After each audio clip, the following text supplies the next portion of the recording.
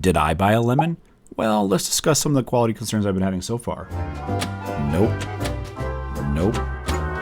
Yep. Dibs. The following video is 100% voiceover. I need to find a better microphone. But you'll hardly notice because everything will be perfectly in sync. This is my new 2022 Covered Wagon 6x10 cargo trailer. And yes, it is yellow. Oh, I stopped talking. And yes, it is yellow, but that's not quite what I meant about it being a potential lemon. But the question still remains, did I buy a product that was thrown together too quickly and has a host of potential problems? Let's investigate. We'll start in the back here with this gem.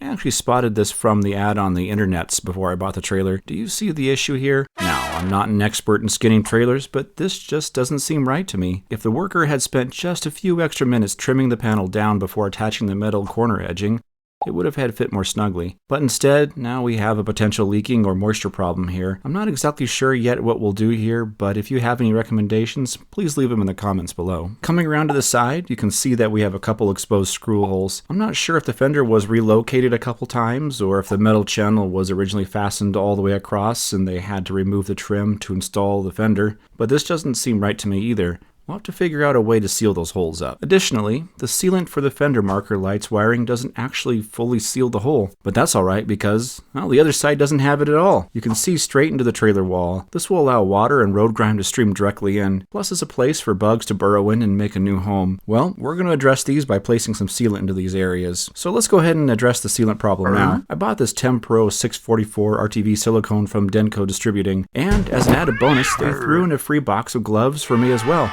Way to go, Denko. We'll just go ahead and seal up this already sealed hole. Just fill in the gaps like so. And on the other side, we're going to need a whole bunch of this. We'll just squeeze it all in here.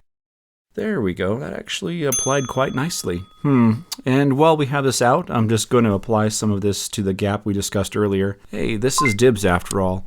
There's no guarantee that we're doing things the right way. Heading inside and looking at the top roof supports, we can see that the paint was just sort of slathered on here, evident by all this dripping. But even more interesting is that the top of these supports doesn't appear to be coated at all. I can see a lot of rust rubbing off onto the ceiling panel, but I'm not entirely sure what the long-term side effects will be. But we live in a dry climate, so maybe nothing? Perhaps we'll only get a bit of a rust shower now and then when we walk underneath them? I'm not really sure yet. As I mentioned on my last film, there's not a protective barrier on the underside of the wood decking, or the metal cross members for that matter. Although this stable deck material is more durable to moisture exposure by design, it just won't last the long run unless there's some kind of coating on it. And note that these steel cross members already have a fair amount of surface rust. These should be protected as well. Stay tuned for our upcoming video for a solution to all this madness. From what I read on the forums, the wiring on these trailers tend to be subpar, and as you can see, these wires are fairly unprotected. I would recommend placing a plastic wire loom around them or some other kind of insulator. However, this will be torn out anyways and replaced, so I'm not particularly worried about this aspect. I'd also like to note that the tongue already has a fair amount of chipping and rust.